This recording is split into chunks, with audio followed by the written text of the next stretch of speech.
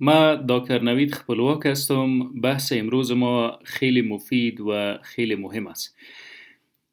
همه میدانیم که اکسیژن مومد حیات است و بدون اکسیژن زندگی ممکن نیست. خب هوایی را که تنفس میکنیم به از شش به خون، از خون به حجرات بدن انتقال میکنه. ای که هر حجره بدن چرا با اکسیژن ضرورت داره و چرا نیازمندی هر حجره به اکسیژن به اندازه است که اگر نرسه بالاخره ختم حیات حجره از بین میره.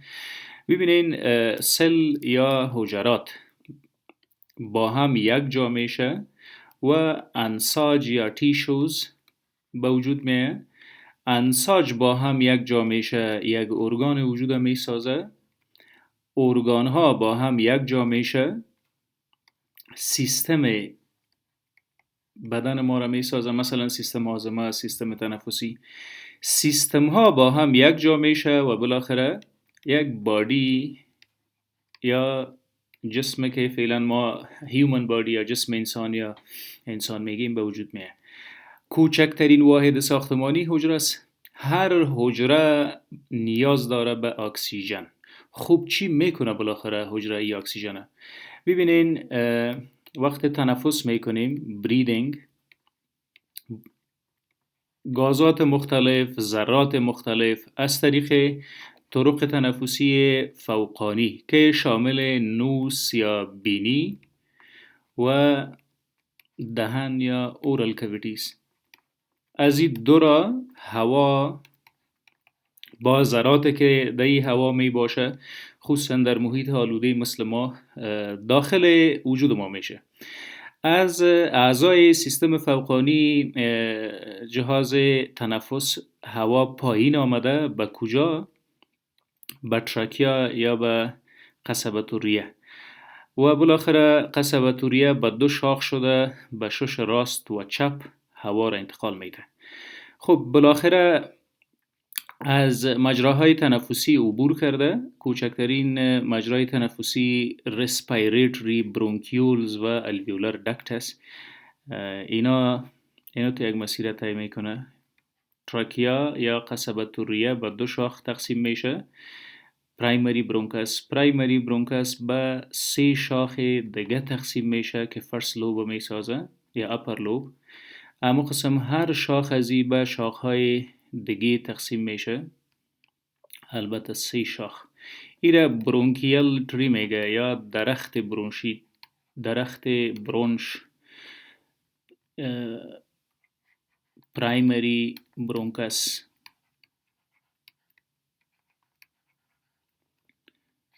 سکندری برونکای. اما تو هر کدام ازی به سه شاخه دیگه تقسیم میشه. ترشری برونکای به وجود میه. ای دوام میکنه سه تقسیمات میکنه.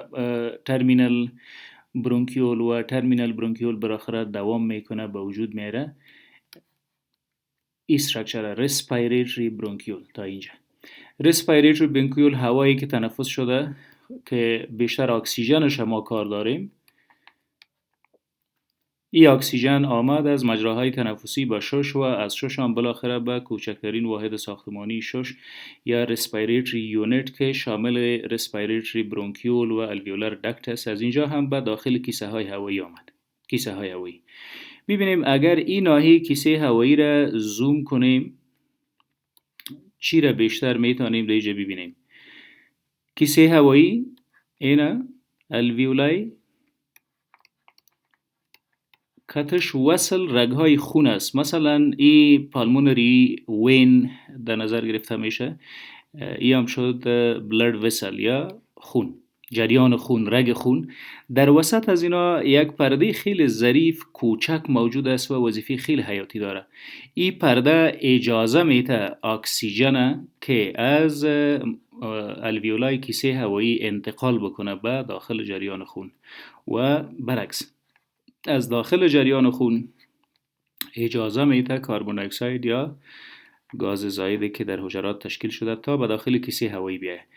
این دیگه از کیسه های هوایی همون تو کربن دی اکساید به داخل از امورایی که اکسیژن آمده امورا را پی میکنه و بالاخره پس از وجود ما مبراه.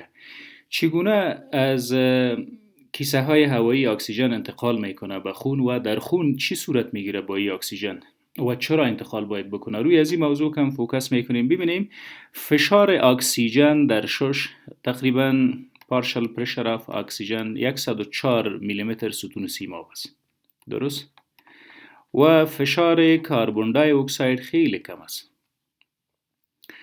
فشار کربن دی اکساید تقریبا در حدود 40-45 است. 40 الی 45 میلیمتر ستون سیماب. و از طرف هم پروسه تنفس پروسه اکتیو یا فعال است. به زور کش میکنیم هوا را. خوب به زور هوا را کش کردیم. در خون هم فشار اکسیژن تقریبا در حدود 104 میلیمتر ستون سیماب است و کربن دی اکساید هم در حدود 45 میلیمتر ستون سیماب در جریان خون البته گپ میزنیم. خونه که اکسیژنیتد است، خونه که اکسیژن داره. خب به زور اکسیژن آمد به کیسه های هوایی و این فشار بالا رفت. وقت بالا رفت در محیط بالا فشار بالاست و در اینجا کم اکسیژن انتقال میکنه به خون. در خون با این اکسیژن چی صورت میگیره؟ ببینید ما در خون کرویات سرخ داریم. کرویات سرخ. اینجا کره حجره از RBC یا کرویات سرخ رسم میکنیم. کرویات سرخ. این جریان خون است. اینجا هم پلازما یا حجرات دیگه خون که شامل پلتلت صفحات دمویه و WBC کرویات سفید است. در خون ما چی داریم؟ هموگلوبین HB. در RBC یا در ای فرزن RBC یا کرویات سرخ است. یک حجره از کرویات سرخ است که در ترکیب خود هموگلوبین داره. ما شما میفهمیم که هموگلوبین در ترکیب خود 3 و 4 آهن داره. فیرس و فیرک فام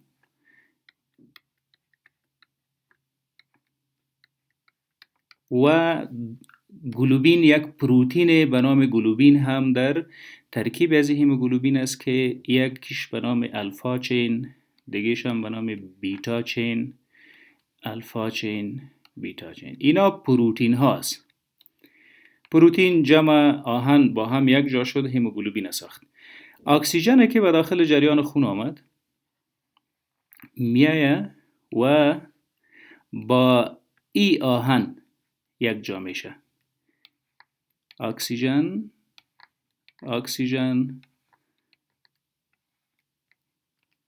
خب وقتی با این وضعیت سر خورد کرویات سرخ وجود ما، این را میگیم oxygenated blood یا خونه که اکسیژن داره. oxygenated blood خون اکسیژن دار، خون پاک و ناپاک که معمولا برش اطلاق میشه oxygenated blood. این خون انتقال میکنه به کجا؟ در داخل رگهای خون حرکت کرده و میره به هر حجره بدن. قبلا گفتیم که هر حجره بدن ما به اکسیژن ضرورت داره. چگونه این اکسیژن خود به هر حجره بدن میرسانه؟ این رگ خون است. کدام رگ؟ پالمونری وین، رگی که از کیسه های هوایی خونه اکسیژن میبره به قلب. خب این رگ آمد کرویات سرخ مملو از اکسیژن با خود آورد به قلب. قلبم پمپش کرد به تمام وجود. در رگهای سرخ که میبینین شریان خون پاک یا اکسیژن دار در گردش و جریان است و در رگهای آبی که میبینین خون که کربن دی اکساید داره یا بدون اکسیژن یا خون ناپاک جریان داره. خب اکسیژن به تمام حجرات بدن داخل شد. چی میکنه این اکسیژن بالاخره در داخل حجرات یا حجرات ما چی نیاز مبرم به این اکسیژن داره؟ ببینین این یک حجره است. این حجره ما غشای حجروی یا سل ممبرین داره. هر حجره بدن میلیاردها حجرات با هم یک جا شده یک وجود تشکیل داده و بخش داخل حجره سایتوپلازم در داخل سایتوپلازم اجزای از این خانواده یا اجزای داخل سایتوپلازم موجود است که اندوپلازمیک رتیکولم، کروموزوماس، ریبوزومز و چیزی که خیلی برای ما در بحث امروز مهم است، مایتوکندریا. خب این اکسیژن بالاخره از حجرات از قلب پمپ شد به تمام وجود، در تمام وجود هم نیازمندی در هر حجره موجود است، آمد به داخل حجرات. ببینین تنها اکسیژن نیست که توسط از خون میای به داخل حجرات. یک فکر کنین خون یک موتور است و انتقال میته انتقال میته مسافران خود به هر طرف که میخواه. مسافر اینجا کی است؟ اکسیژن، مواد غذایی. موتور یا انتقال دهنده ما چی است؟ خون. اوکی، آمد اکسیژن، مواد غذایی که مثلا از جهاز هاضمه غذا خوردیم، آمد به داخل جهاز هاضمه هضم شد و مواد غذایی یا نیوترینز جذب جریان خون شد. این نیوترینز یا مواد غذایی در خون گردش میکنه و در هر جایی که بدن برش ضرورت داشته اونجا میرسانه، ترانسپورتش میکنه. به داخل حجرات گلوکوز آمد. مثلا مواد قندی را خوردیم، کوچکترین واحدش گلوکوز است، در داخل جریان خون شد و از داخل جریان خون گلوکوز خود رساند به کجا؟ اکسیژن هم آمد به داخل حجره، گلوکوز هم آمد به داخل حجره. با گلوکوز چی صورت میگیرد؟ در سایتوپلازم در اینجا یک پروسه به نام گلایکالیسیس صورت میگیرد. گلایکالیسیس توته کردن و پارچه کردن گلوکوز به اجزای تشکیلیش، مثلا چی با هم یک جا شده و گلوکوز میسازه. در این پروسه گلایکالیسیس از گلوکوز ما دو مولکول پایروویت ساخته میشه. دو تا پایروویت و در این پروسه که گلوکوز تبدیل میشه به پایروویت، دو مولکول انرژی یا ATP تولید میشه، جمع کربن دی اکساید یا گاز زائد. اوکی، چگونه صورت میگیره اکسیژن؟ اینجاست نیازمندی اکسیژن. اگر بدن بخواه انرژی خود تولید کنه و توسط از این انرژی زندگی خود بکنه، پس اکسیژن باید بیایه گلوکوز تبدیل کنه به پایروویت و این پروسه را میگیم اکسیدیشن، احتراق. مسلما اگر یک جایی را بخواهیم، یک چیزی را بخواهیم در بتیم، آتش بزنیم، هوا باید موجود باشه. اگر هوا نباشه احتراق اکسیدیشن صورت نمیگیره. یکی از حیاتی ترین ضرورت بر اکسیژن در داخل حجره اینجاست. خب چگونه؟ ببینین اکسیژن آمد، این اکسیژن با آب در داخل از این حجرات یک جا میشه و انفلاق میکنه، تولید میسازه چی را؟ کربن دی اکساید، مواد زائد، انرژی که عبارت از امی ATP است و مولکول آب خود دوباره آزاد میکنه. در داخل سایتوپلازم تولید شد مواد زائد، کربن دی اکساید. روی از این گپ میزنیم که این دیگه چگونه این مواد زائد و مواد فاضله چگونه از حجره مبراه. در داخل سایتوپلازم در اینجا گلوکوز تبدیل به پایروویت شد، به چند تا؟ به دو تا پایروویت و در نتیجه دو مولکول انرژی هم آزاد شد. یعنی به دست ما آمد انرژی که بدن میتونه ازش استفاده کنه برای امرار حیات. دوام میکنه این مواد از سایتوپلازم، دو تا پایروویت میایه به داخل ارگان دیگه که به نام میتوکندریا یاد میشه. اینجا یک حجره چندین میتوکندریا داره و این در حقیقت امو بیتری چارجی یک حجره است. یعنی انرژی در اینجا تولید میشه، سایت آف انرژی پرودکشن، بیشترین انرژی. اوکی، در میتوکندریا ما شما داخل اینجا میبینیم که ساختمان میتوکندریا را اگر مطالعه بکنیم، شما در این دیاگرام میتونید ببینیم یک ساختمان ظریف به خود داره. این ساحش تشکیل از الکترون ترانسپورت چین است. بحث مهم ما هم در همین نقطه میتوکندریا است که در اینجا بالاخره پروسه تولید انرژی بیشتر از هر جای دیگه صورت میگیره. خب وقت گلوکوز آمد به داخل جریان خون، از داخل جریان خون گلوکوز به کجا رفت؟ به حجرات. از حجرات به داخل حجره وقتی میشه در سایتوپلازم در موجودیت اکسیژن احتراق صورت میگیره و تبدیل میشه به پیروید. این پیروید در داخل میتوکندریا میره. میتوکندریا این ساختمانایی که مثل بریدگی وارث اینا را ما به نام کرستی یاد میکنیم. کرستی موضوع بیولوژی است. کرستی و داخل از یا ماتریکس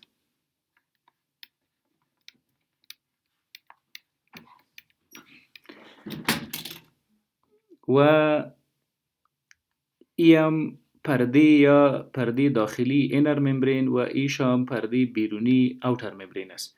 خب وقت اکسیژن پیروید به داخل میتوکندریا میرسه در موجودیت اکسیژن تبدیل میشه به سیتریک اسید و اینجا هم دو مولکول انرژی تولید میشه. خب سیتریک اسید دو مولکول انرژی چگونه؟ امو موضوع اکسیژن میایه اکسیدیشن یا احتراق صورت میگیره، کربن دی اکساید گاز زائد آزاد میشه، دو مولکول انرژی هم آزاد میشه، ساخته میشه و در داخل هم میمانه یک مولکول آب.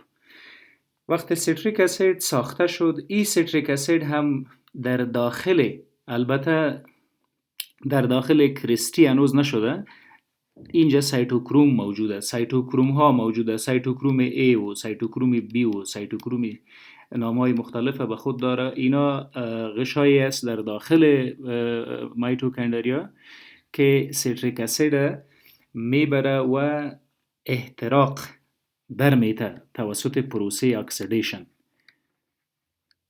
هر جایی که احتراق یا اکسیدیشن صورت بگیره در اونجا موجودیت اکسیژن حتمی است.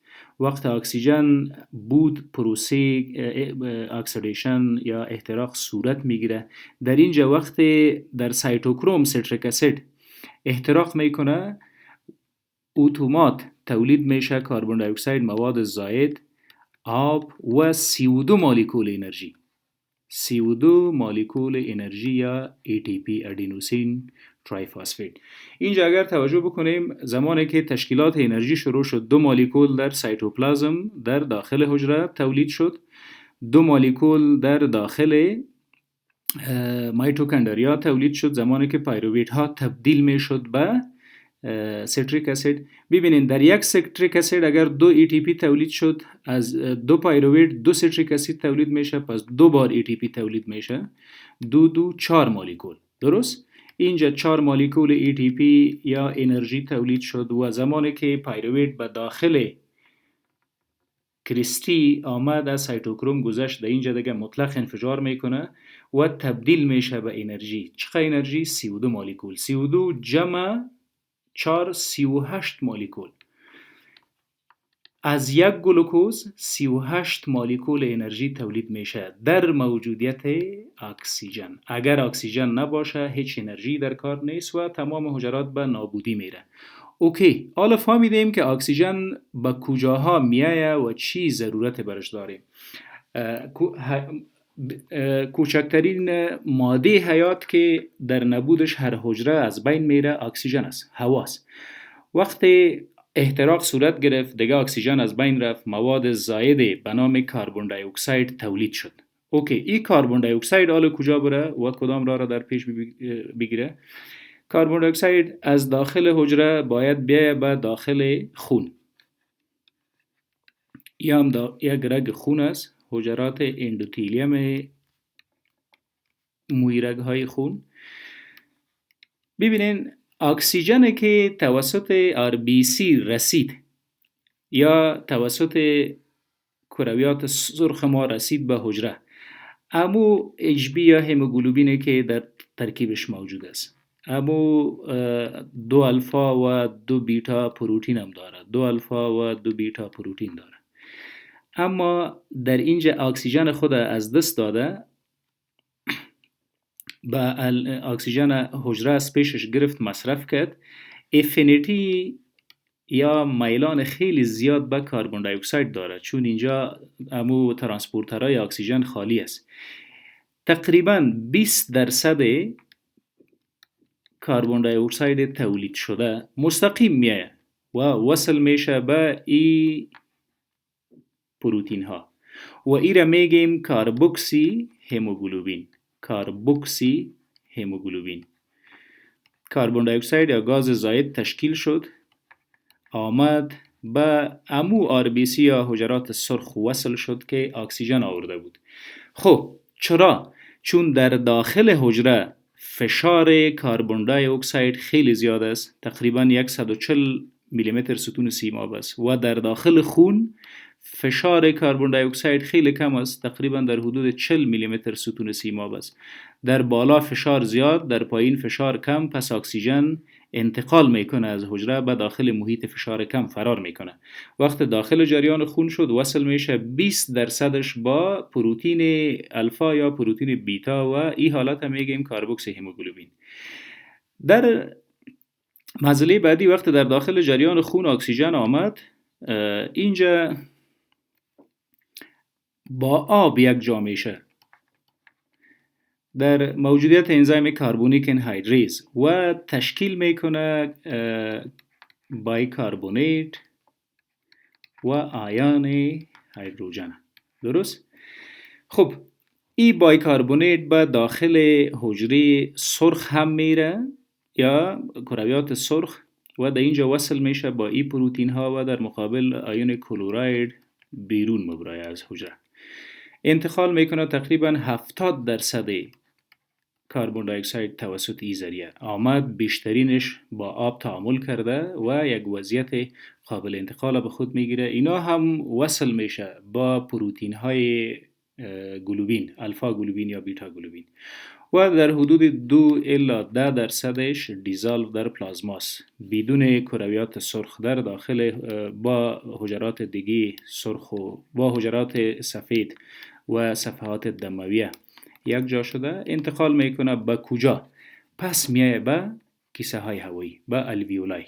اینجا مو پرده نازک رسپیریتری ممبرین موجود است. رسپیریتری ممبرین